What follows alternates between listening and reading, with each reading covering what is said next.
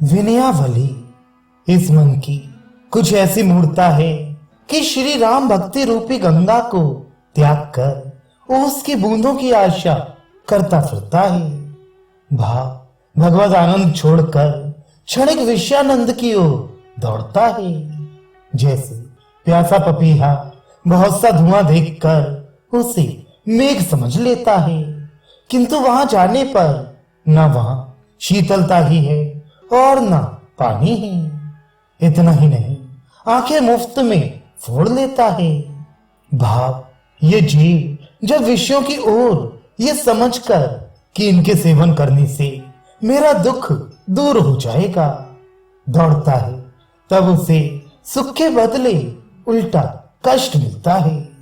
और जैसे मूर्ख बाज कांच की दीवार में अपने ही शरीर का प्रतिबिंब देखकर उसे दूसरा प्रतिद्वंदी बाज समझकर उस पर भूख के मारे अपने मुख की हानि भूलकर जल्दी से टूट पड़ता है।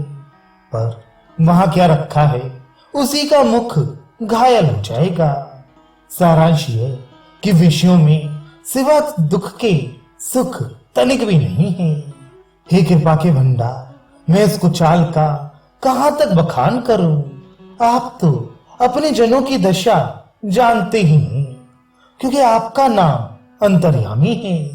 हे प्रभु, तुलसीदास का दारुण दुख दूर कर दीजिए और ऐसा कर अपनी प्रतिज्ञा की रक्षा कीजिए, क्योंकि यह प्रतिज्ञा आपकी है कि मैं शरणागत की रक्षा करता हूं। हाय, दिन रात नाचते नाचते ही मरा, बार बार जन्मा और बार बार मरा। हे हरे, जब से आपने जीव नाम रखा तभी से यह कभी शांत नहीं हुआ। नाचते समय नाना प्रकार के इच्छा रूपी वस्त्र तथा लोभ आदि अलंकार धारण कर जड़ और चैतन्य एवं पृथ्वी, पाताल और आकाश में ऐसा कौन सा स्वांग बचा जो ना किया हो। देवता, दैत्य, मुनि, सर्प, मनुष्य आदि ऐसा कोई भी ना रहा जिससे मैंने कुछ ना कुछ मांगा ना हो। पर इनमें से किसी ने भी मेरा ये नाचने का, जन्म मरण का दारुण दुख दूर ना किया। अब नेत्र, पांव, हाथ और बुद्धि तथा बल सभी थक गए हैं।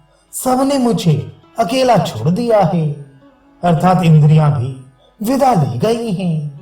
अब हे रघुनाथ जी, संसार के भय से डरा हुआ आपकी शरण में आया हूं। हे नाथ, जिन गुणों पर रीझ कर आप प्रसन्न होते हैं वह सब मैं भूल गया हूं। आप कैसे खुश होते हैं यह मैं नहीं जानता। हे प्रभु, अब तो आप तुलसीदास को अपने द्वार पर ही पड़ा रहने दीजिए, वह और कुछ नहीं चाहता।